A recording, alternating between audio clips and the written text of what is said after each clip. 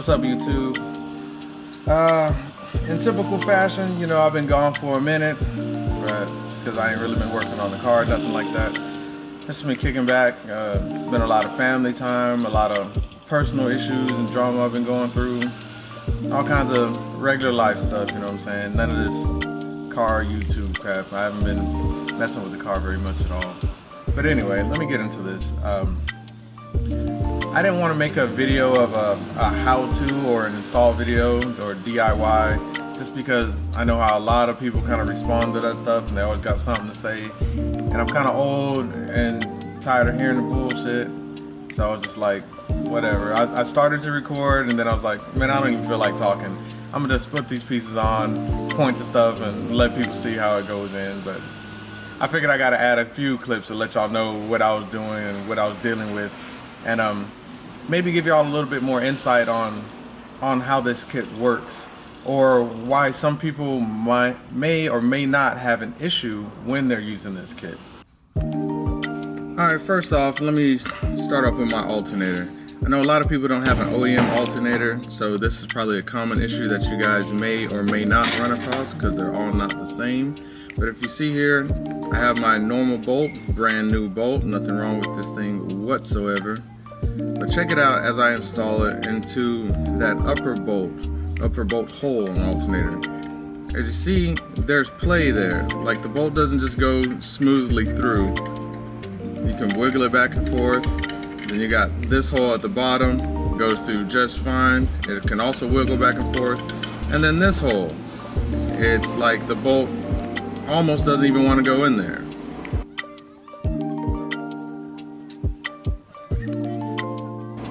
And I've noticed that on several different alternators. They're not all the same. Some fit through perfectly fine and some just have this issue like that where they just don't fit through smoothly, or there's a lot of wiggle room in there, which means that even though you tighten the bolt all the way down, that means the alternator can still shift back and forth. And a lot of times that puts a lot of pressure on those bolts, and that's what can lead to them snapping or something like that. So partially it's due to the kit itself because it doesn't alleviate that issue, but it's also due to the actual parts that we're using for our K-swap cars and stuff. They're not all perfect, so you run into small issues like this. Alright, first things first, you need to install this pulley onto your alternator. If you do not install this pulley, you try to use an OEM pulley, it's not going to work. You can see I already got mine on from previous kits, so there it is. I ain't gonna mess with it, there's no point. And sometimes you gotta change that little nut that's in the middle, because they don't always fit so perfectly, or to where you can thread it all the way down. I had to pick up one of those nuts from a little parts store just so I had enough thread to go through there to secure it down tightly enough to make sure that it's not gonna move.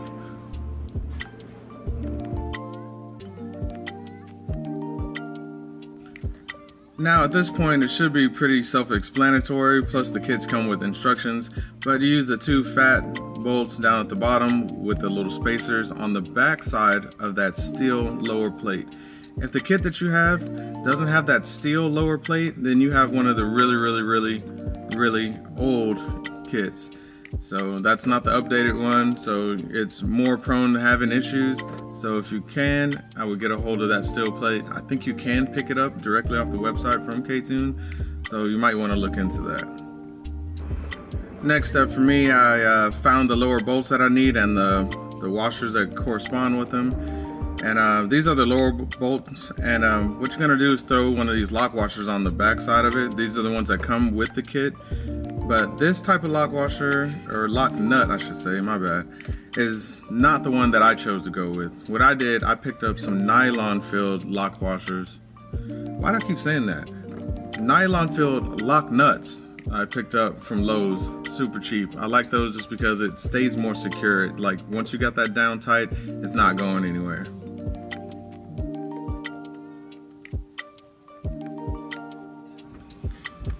Then in true Downstar fashion, I had to go with some more Downstar bolts and hardware, you know what I'm saying? Shout out to the boy Frank Garcia, appreciate you, homie. A Downstar everything on the car pretty much. OEM water pump housing slapped back on with the Downstar Hardware. and some Honda Bond all the way around. Let this thing sit overnight and it'll be good to go. Now I went ahead and used a little bit of Loctite on some of these bolts and stuff in here as a just in case. It's not a necessity, but I mean, you know, over time when things are rattling around and stuff like that, bolts can get loose on you over time. So this is just like CYA, you know what I'm saying? It ain't gonna hurt anything to throw some on there. Just make sure you don't over tighten anything and end up snapping bolts.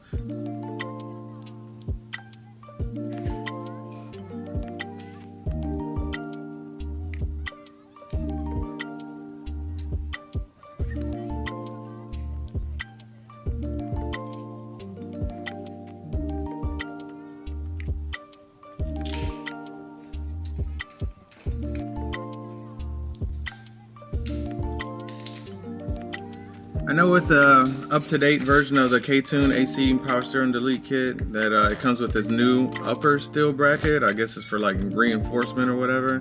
But I mean, if you saw at the beginning of the video, the whole issue with how the bolts fit in and stuff like that through the alternator itself. It may or may not make a difference, but I mean, it's in the kit, so why not install it? So just goes in on the upper part right there, upper part above your alternator and at the bottom of the water pump housing. Now we got to get that upper bolt put into the alternator at the upper bolt hole, which should be quite obvious at this point because there's only one hole available up there.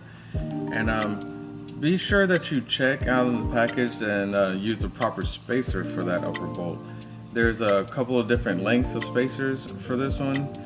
So just see which one works for you, because again, the alternators vary and stuff like that. So you're gonna have to find the one that's gonna be the correct length for you and throw that bad boy in there.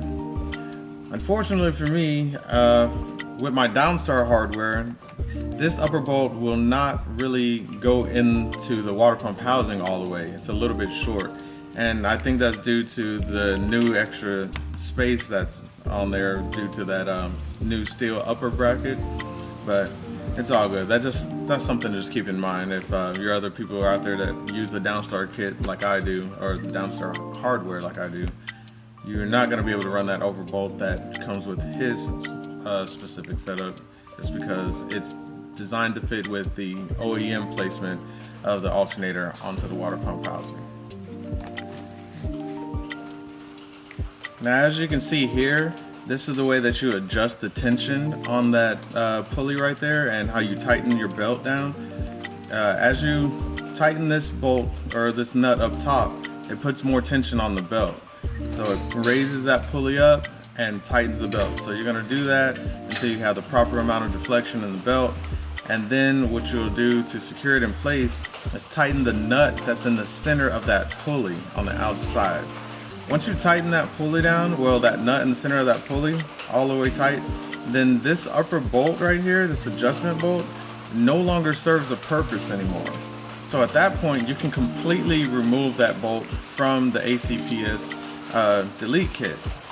Some people like to leave it in there. I mean, it's not going to hurt anything if you do leave it in there. It just, like I said, serves no purpose at this point once everything's tightened down. So you can leave it in or you can take it out. I personally like to take it out. I think the way the kit looks a lot nicer, a lot cleaner without that bolt in there, just because it's kind of just long and just sticking up in there for no reason. So yeah, I usually take mine out, leave it in like my glove box or whatever if I needed to adjust the tension on the fly for some random reason, but it is what it is. Just wanted y'all to know. I uploaded a video like that on my Instagram letting people know that you don't really need that upper bolt in there. And so many people like tried to combat me on that, and it's like, it's ridiculous. The funny thing about it is like Ktuned has their own install video regarding this, and even they tell you to remove that bolt. Well, as for now, that's all I got going on with the car. Well, not exactly. I got a little bit more going on with the car that I just haven't got around to doing to the car just yet. I gotta do another review video based on another turbo. Kevin from Jack Spanier Racing hit me up about one of his GT35 82 turbos. It's the same spec and size turbo as the last turbo I got to review from Max Heating Rods, And I was really gonna do kind of a side-by-side or just direct comparison between those two so you can see the quality difference between these two companies. And now I know both of these are replicating a Garrett style turbo, but there's a pretty big difference between these two, even though they are technically a replica turbo and more on the budget end.